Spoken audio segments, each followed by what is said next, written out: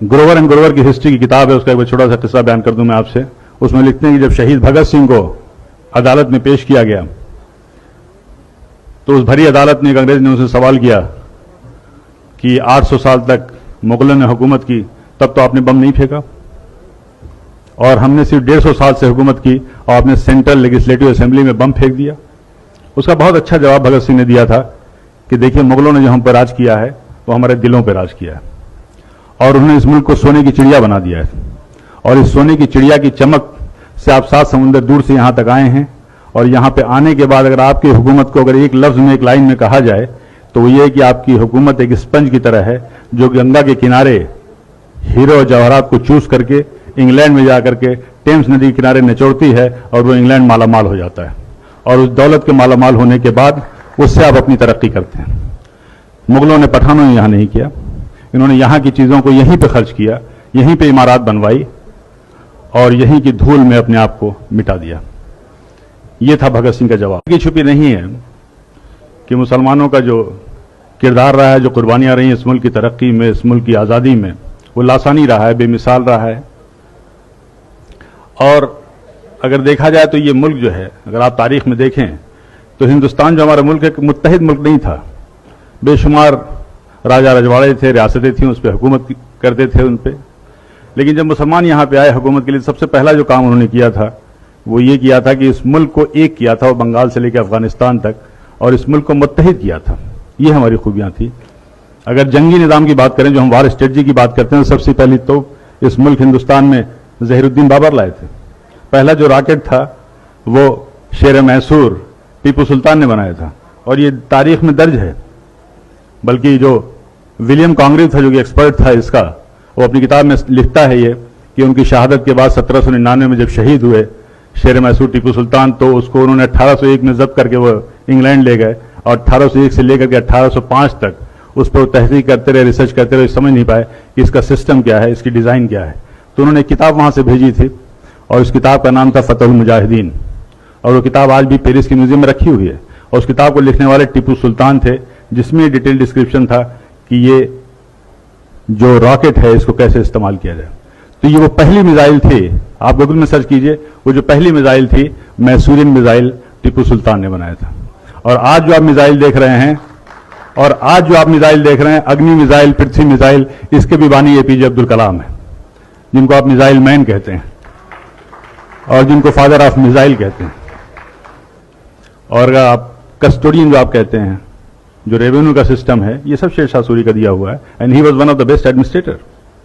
Police का निजाम किया था, डाक का निजाम किया था, और सबसे पहली सड़क इस मुल्क में बनी थी शेर शाह सूरी ने बनवाई थी। करेंसी सिस्टम में बदलाव लाए थे। रुपए जो जिसको कहते हैं आप यूज, शेर शाह सूरी का वो था। ग्रैंड ट्रंक जो रोड थी कलकत्ता से लेकर के पेशावर तक, ग्रैंड ट्रंक रोड उसी की यादगार है।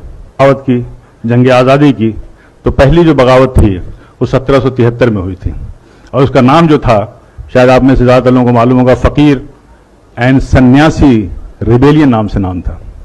यानी बंकिम चंद्र जी ने अपनी आनंद मठ की किताब में साफ साफ लिखा है कि उस जमाने में जो फकीर और सूफी हुआ करते थे, जो साधु और सन्यासी हुआ करते थे, वो एक साथ जाते थे, झुंड का झुंड जाते थे, और अंग्रेजों के गोदाम में वो लूटते थे, और उस कहत के दौरान वो जो अनाज लाते थे वहां से वो हिंदू और मुसलमानों में तकसीम किया करते थे।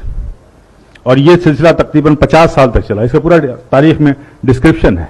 पहली जो जंग आज़ादी थी वो 1857 की थी। और जिस फतवा वर्ड हम कहते हैं, जंग आज़ादी के सबसे पहला फतवा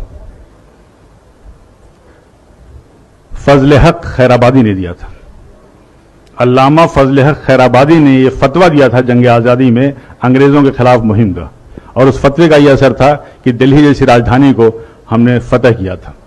लेकिन उसके बाद से ये तारीख में लिखा हुआ है कि लेफ्टिनेंट जनरल हडसन लिखते हैं कि जब हमने दोबारा बड़ी मेहनत और मशक्कत से दिल्ली को फतह किया, तो उस वक्त इंग्लैंड से एक खत आया था, एक टेलीग्राम आया था, उसमें साफ साफ लिखा हुआ था कि देखो ये जंग आज़ादी जो है 1857 की, ये जंग आज़ादी दरअसल उलमाए कराम की जंग आज़ादी है।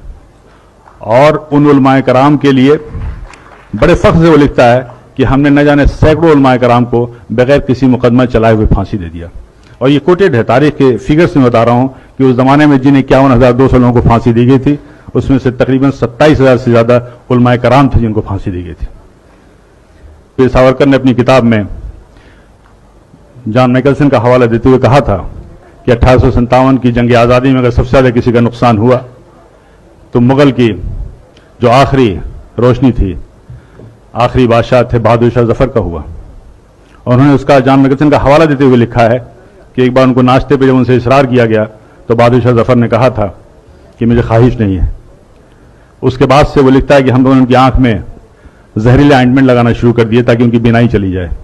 और उन्हें इस बात का इल्म था कि इस्लामी कानून में, इस्लामी शरीयत में कोई नाबीना अंधा शख्स कहीं का हुक्मरान नहीं हो सकता। और फिर वो दिन भी आया जब उनसे उनकी मर्जी के खिलाफ नाश्ते में उनके प्लेट पे लाल मखमल से ढके हुए 3 सर लाए गए थे, जिनमें 2 सर उनके बेटों के थे और 1 सर उनके पोते का था। ये थी कुर्बानियां। क्या जुल्म सितम के बाद भी मुसलमानों के लिए कहना पड़ेगा कि जंग आज़ादी में शरीक थे या नहीं? क्या अब भी इस उन्वान की जरूरत है? अब भी इस प्रोग्राम की जरूरत है? क्या चांद सितारों की मौजूदगी के लिए बहस होगी? कतई नहीं।